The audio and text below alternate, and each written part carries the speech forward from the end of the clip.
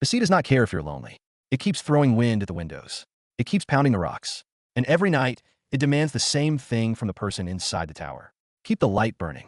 Now imagine doing that for weeks, sometimes for months, with no town nearby, no neighbors, no quick trip to a store, just the lantern room above you, the dark water below you, and a small pantry that has to last until the next supply boat arrives. And what many people forget is this. Lighthouse keepers did not only fight storms. They fought routine. They fought silence. They fought the slow fear that food might run short before help returned. So tonight, we are stepping into that quiet, salt-stained world. 25 forgotten meals American lighthouse keepers ate alone for months at sea. Not fancy meals, not restaurant meals. Meals built from tins, barrels, sacks, and whatever could be caught, grown, or saved. And one of the most surprising meals in this story is a dessert that began as a mistake. Old bread that should have been thrown away. But in a lighthouse kitchen, nothing gets thrown away. We'll get to that. Lighthouses sat on the edges of America, on remote points, on islands, on reefs, along the Great Lakes, along coasts where fog could erase the horizon. In the 19th and early 20th centuries, keepers depended on lighthouse tenders, the supply boats that brought mail, fuel, food, and replacement parts. When the weather turned, those trips could be delayed, and a keeper's pantry had to be ready for that. A keeper's work was not just flipping a light on. It was climbing, cleaning, trimming, and checking. Night after night, many stations required regular rounds, often every few hours, because a dark light could mean wrecks. Fresnel lenses, those beautiful rings of glass, had to be kept clean.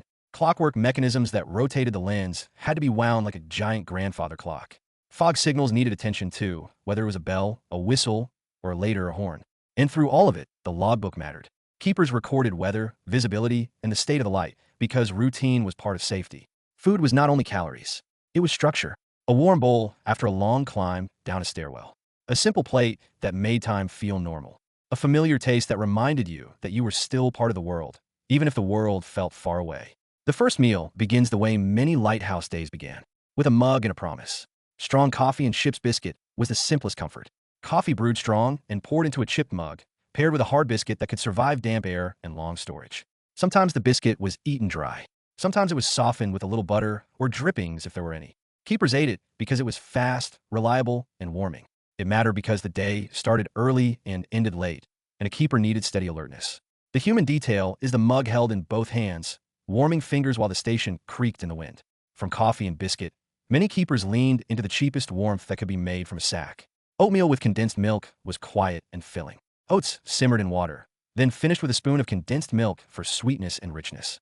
Sometimes it was salted instead. Sometimes a few dried apples were chopped in if the pantry had them.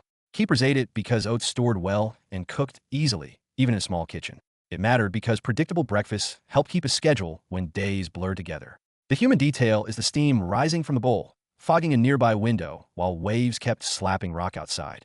When the morning demanded more strength, the pantry often answered with beans and cured meat. Salt pork and beans was a staple built for long stretches without resupply. Beans simmered low and long, with salt pork added for fat and flavor. On lean days, the pork might be a small piece, used more like seasoning than meat. Keepers ate it because it stored well and fed the body for hours. It mattered because the work was physical, hauling fuel, climbing stairs, and maintaining equipment. The human detail is the smell when the lid lifts, smoky and salty, turning an empty station into a place that feels lived in. From beans, another dried staple moved into the pot, especially when the air felt cold and wet.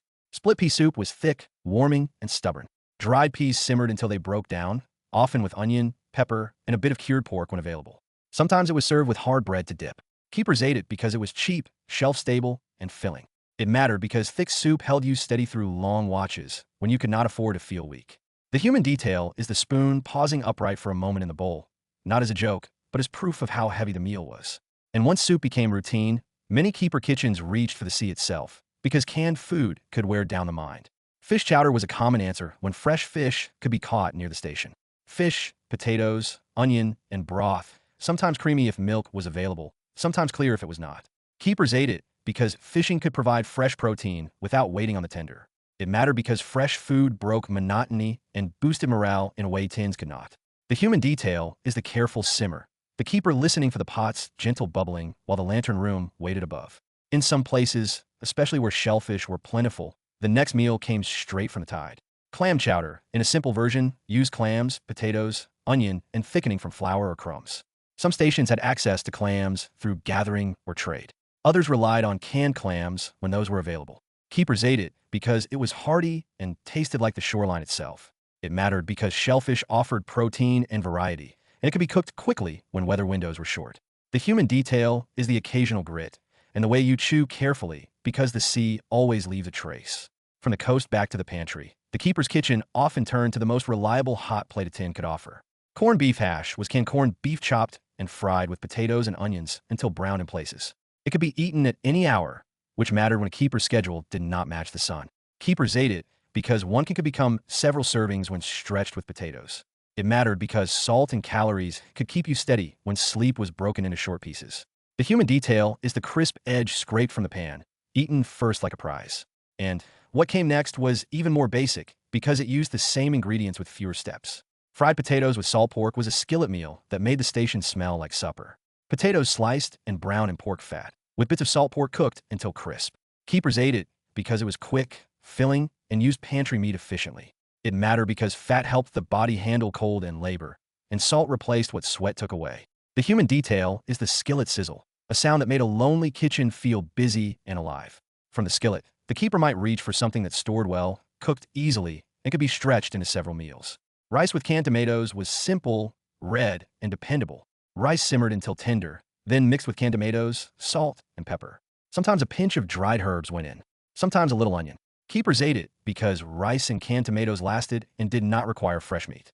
It mattered because a keeper had a plan for delays, and pantry meals were the insurance policy. The human detail is the red steam rising from the pot, a rare bit of color in a week of gray water. When pasta became common in pantries, another meal began to appear, especially in stations where variety mattered for morale. Macaroni with canned beef was not fancy, but it was solid. Macaroni cooked soft, then mixed with canned beef or leftover meat, sometimes with tomatoes, sometimes with a simple gravy.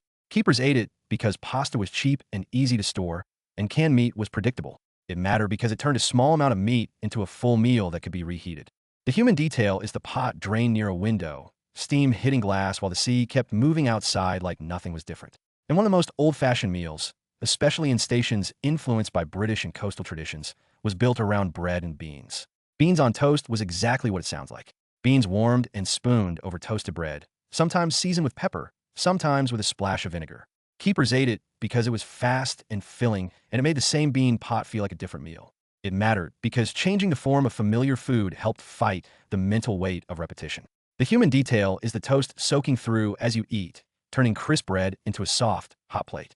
From toast meals, the pantry turned to the oldest sweetener that could survive long storage without fuss. Hard bread molasses was a quiet meal that could be breakfast or late-night comfort. Hard bread or ship's biscuit softened, then sweetened with molasses. Sometimes it was eaten with a bit of butter. Keepers ate it because molasses stored well, and sweetness mattered in a life that could feel harsh. It mattered because quick calories helped when the body was tired and the night was long. The human detail is the slow pour of molasses, dark and shiny, like a small luxury in a hard place. And when the keeper wanted fresh bread without a full oven, the griddle became the best friend in the kitchen. Johnny cakes were simple cornmeal cakes cooked on a hot surface, made from cornmeal, water or milk, salt, and a little fat when possible. Keepers ate them because cornmeal stored well and cooked fast. It mattered because hot bread made any meal feel complete, even a thin soup. The human detail is the browned edge and the warm corn smell, pushing back the damp air inside the station. A close cousin to Johnny cakes showed up in many isolated kitchens because it required almost nothing and always worked. Skillet bannock, or simple pan bread, was flour, salt, water, and fat mixed and cooked in a pan. It could be eaten with stew, with jam, or with nothing at all. Keepers ate it because it was fast and filling, and it turned basic supplies into something warm. It mattered because bread made the pantry feel larger than it was. The human detail is tearing off a piece while it's still too hot, because waiting feels harder when you are alone. Now we move into the pickles and preserves, because isolation teaches you quickly what spoilage costs. Pickled beets and boiled eggs was a simple plate that offered both protein and a sharp bite. Eggs could be boiled ahead and eaten cold. Beets could be pickled and stored, bringing color to a table that often looked beige and brown. Keepers ate it because it required no cooking at the moment and kept well. It mattered because some days were too busy for a long meal, especially when storms demanded constant attention to the station. The human detail is the pink stain on the egg white, a bright little reminder that food could still look beautiful. And when fresh fruit was scarce, sweetness often came from a can. Canned peaches with biscuits was a meal that could be dessert or supper, depending on the day. Canned peaches poured over a biscuit, syrup soaking in. Keepers ate it because canned fruit lasted and brought a taste of summer into winter. It mattered because sweetness can steady a mind that is tired of gray weather and long silence. The human detail is the can opened carefully, syrup saved because nothing sweet was wasted. From canned fruit, many kitchens relied on dried fruit because drying was insurance against time. Dried apple stew was apples soaked and simmered until soft, sometimes sweetened, sometimes spiced.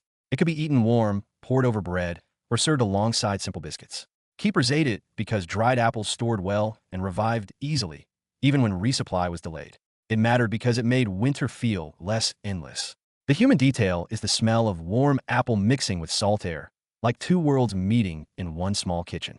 And when there was milk, even reconstituted milk, the keeper could make a dessert that felt like a real reward. Rice pudding with raisins was made from rice simmered with milk, sweetened lightly, and sometimes dotted with raisins when the pantry had them. It was gentle, filling, and comforting.